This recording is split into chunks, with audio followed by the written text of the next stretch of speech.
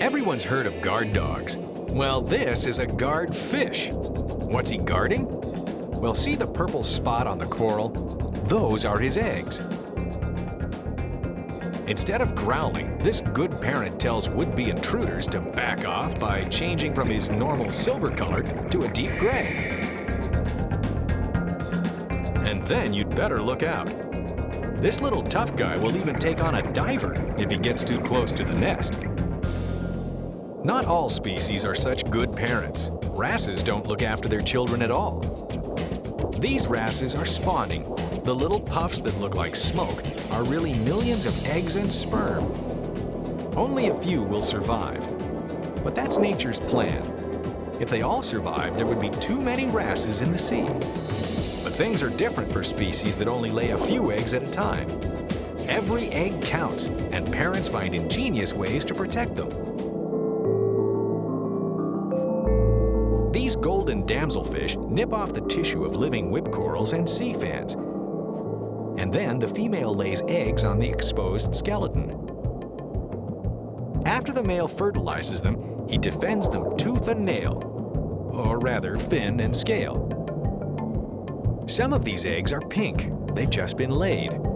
The darker ones are older. The color comes from the dark eyes of the more developed embryos. The male stands guard until the last ones are hatched, even fending off Jean-Michel Cousteau.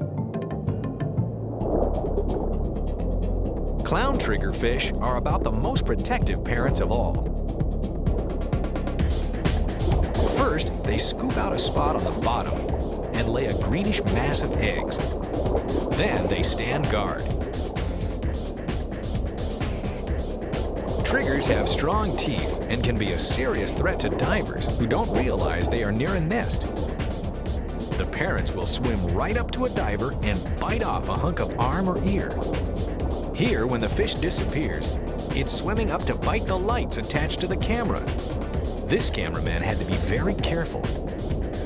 With its sharp teeth, the clown trigger can do some serious damage in the name of family values. These parents may seem overprotective, but it's a fish-eat-fish world on the reef.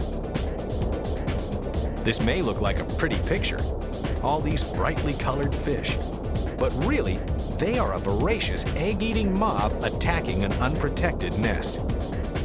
That's what happens when you let your guard down. But babies aren't the only thing worth protecting, and good parents aren't the only ones standing guard on the reef.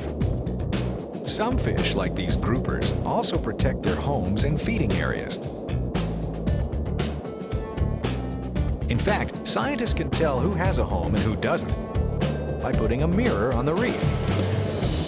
Anyone who attacks its own reflection is probably defending its home.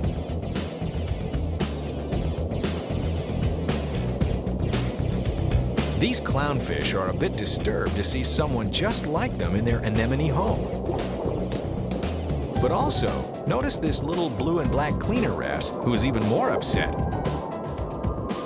The doctor is not interested in a second opinion and wants to keep all the local patients to himself. This damselfish is protecting its garden of algae from a look-alike intruder. You can see the fuzzy algae garden on the surrounding coral. Even these grunts who live in a school have something to protect: their personal space.